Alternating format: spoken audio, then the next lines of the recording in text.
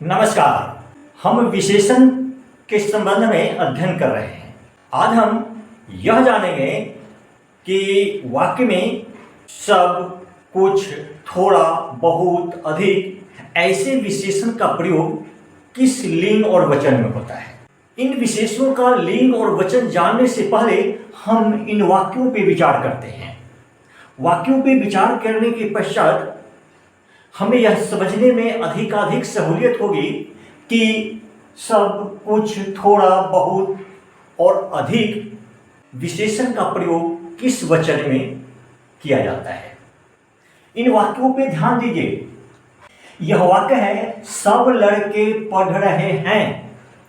यहां है पे अनुस्वार का प्रयोग किया गया है, अर्थात यह क्रिया बहुवचन में है। कौन पढ़ रहे हैं? लड़के, अर्थात यह लड़के जो है उद्देश्य है अर्थात विशेष्य है। इस विशेष्य की विशेषता है सब। अब इस वाक्य को देखिए, सब दूध फट गया। फट गया एक वचन पुल्लिंग का प्रतीक है। कौन फट गया? दूध, अर्थात यह दूध भी जो है एक वचन पुल्लिंग में है। यहां पर ध्यान दीजिए कि यहां भी सब है और यहां भी सब है। इस सब का प्रयोग एक वचन में किया गया है, जबकि इस सब का प्रयोग बहुवचन में किया गया है। ठीक वैसे ही कुछ महिलाएं गा रही हैं, है पे अनुस्वार है अर्थात बहुवचन में है, तो ये कुछ का प्रयोग बहुवचन में हुआ है, किंतु इसी कुछ का प्रयोग यहां पर एक वचन पुल्लिंग रूप में किया गया है।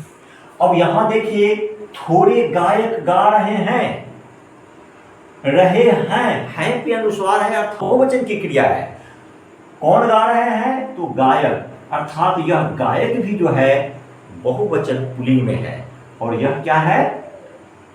उद्देश्य है अर्थात विशेष्य है, और इस विशेष्य की विशेषता है थोड़े। यहां पर ध्यान दीजिए, थोड़ा का प्रयोग यहां पर बहुवचन पुल्लिंग रूप में किया गया है, जबकि वही थोड़ा का प्रयोग यहां पर एक वचन स्त्रीलिंग में किया गया है। यहां देखिए, बची है पे अनुस्वार नहीं है, अर्थात क्रिया एक वचन में है। कौन बची है? तो चाय, इसलिए चाय भी एक वचन में है। तो चूंकि विशेष्य एक वचन में है तो उसका विशेषण भी एक वचन में ही होगा, अर्थात यह थोड़ी जो है एक वचन में। अन्य वाक्य देखिए, बहुत शिक्षक आए हैं। है पे अनुस्वार है अर्थात यह बहुवचन है। कौन आए हैं? तो शिक्षक, अर्थात शिक्षक यहां बहुवचन पुल्लिंग रूप में है। और ये क्या है? उद्देश्य है अर्थात विशेष्य है। इस शिक्षक विशेष्य का विशेषण है बहुत, इसीलिए शिक्षक जब बहुवचन पुल्लिंग रूप में है तो यह बहुत का भी प्रयोग बहुवचन पुल्लिंग रूप में किया गया है। किंतु इसी बहु का प्रयोग यहां पर बहुत पानी बह गया। गया जो है एक वचन पुल्लिंग का प्रतीक है। कौन बह गया? तो पानी, अर्थात पानी जो है यहां पर एक वचन पुल्लिंग रूप में है। ये उद्देश्य है अर्थात विशेष्य है, और इस विशेष्य का विशेषण है बहुत, इसीलिए यह बहुत यहां पर एक वचन में आया है। अन्य वाक्य देखिए, अधिक दर्शक चले गए। गए बहुवचन पुल्लिंग का प्रतीक है। कौन चले गए? दर्शक, अर्थात दर्शक बहुवचन पुल्लिंग में है, और ये उद्देश्य है अर्थात विशेष्य है। इस विशेष्य की विशेषता है अधिक। चूंकि ये विशेष्य बहुवचन पुल्लिंग में है, इसलिए यह अधिक भी बहुवचन पुल्लिंग रूप में है।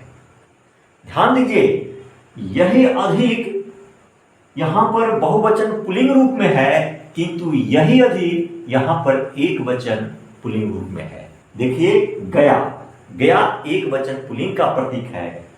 कौन जल गया? कोयला, कोयला एक वचन पुल्लिंग में है।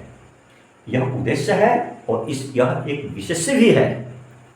इस विशेष्य की विशेषता है अधिक।